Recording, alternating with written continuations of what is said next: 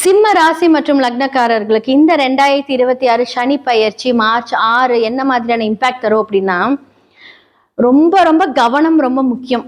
எதுல அப்படின்னா ஹெல்த்ல. First point health. நிறைய இருக்கு, நிறைய விஷயத்துல கவனமா இருக்கும். அதுல ஃபர்ஸ்ட் பாயிண்ட் ஹெல்த். எதுல ஃபர்ஸ்ட் கை வைப்பாரு அப்படின்னா, இடுப்புக்கு கீழே கால் முட்டி, அதுக்கப்புறம் கெண்டைக்கால் பாதம், இது எல்லாமே அவ்வளோ ப்ராப்ளம் கொடுப்பாரு. உங்களால அந்த வலியை சமாளிக்கவே முடியாது.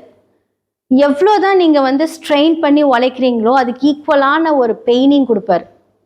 அதே மாதிரி எமோஷனல் ப்ரெஷர் உங்களுடைய வாழ்க்கையில் இருக்கும். ஓகே, இப்போ அஷ்டம சனி அப்படிங்கிறது எமோஷனல் ப்ரெஷர். அதை நீங்க எப்படி எடுத்துக்கலாம் அப்படின்னா, குடும்ப ரீதியான ஒரு ப்ரெஷர்.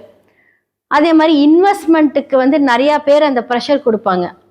8ஆம் இடத்த சனி என்ன அப்படின்னா, உங்களை கடன் வாங்க வச்சு இன்வெஸ்ட்மெண்ட் பண்ண வச்சு 1 வருஷம் கழிச்சு இந்த காலகட்டத்தில் வரும்போது அதை பிரச்சனையா மாத்திடுவார். ஆனா இது எல்லாமே உங்களுக்கு வரக்கூடிய ஒரு ட்ராப் அப்படின்னு நினைச்சுக்கோங்க. புதுசா யார் வந்தாலும் யார்கிட்டயும் ஏமாறக்கூடாது. காசுன்னு ஒரு விஷயம் கேட்டாங்க அப்படின்னா தயவு செஞ்சு ஒன்னா இல்லைன்னு சொல்லிடுங்க. நீங்க கொடுத்துட்டீங்க அப்படின்னா அதை வாங்க முடியாது. யாருக்குமே ஜாமீன் கையெழுத்து இந்த காலகட்டத்துல போட்டீங்க அப்படின்னா அவன் ஓடி போயிடுவாங்க. நீங்க போய் கோர்ட்டு, கேஸ், போலீஸ் ஸ்டேஷன் நிக்கணும். அப்ப அஷ்டம சனி பார்வையா இருக்கும்போது ரெட்டியா இருப்பார் நம்மளோட சனி பகவான். நீ என்ன மாதிரியான செயல்கள் பண்றியோ அதுக்கான விளைவுகள் நான் அங்க போய் நிப்பாட்டுவேன் அப்படின்னு. ஓகே, இதுல இருந்து எப்படி தப்பிக்கலாம் அப்படின்னா, கண்டிப்பா நிதானித்து செயல்படுங்க. யாராவது உங்களுடைய லைஃப்ல வராங்க, ஒரு புது விஷயத்த கொடுக்குறாங்க, நம்ம அதை பண்ணணும் அப்படிங்கும் போது யோசிச்சு சொல்றேன், வெயிட் பண்ணுங்க, வீட்டில் கலந்து பேசிட்டு சொல்றேன் அப்படின்னா. நிறைய சிம்ம லக்னக்காரர்கள் என்ன மாதிரியான விஷயத்துல போய் ஏமாறுவாங்கன்னா, தானே யோசிக்கக்கூடிய விஷயம் பர்ஃபெக்டா இருக்கும்னு நினைக்கிறத முதல்ல நீங்க அதை ஸ்டாப் பண்ணும்.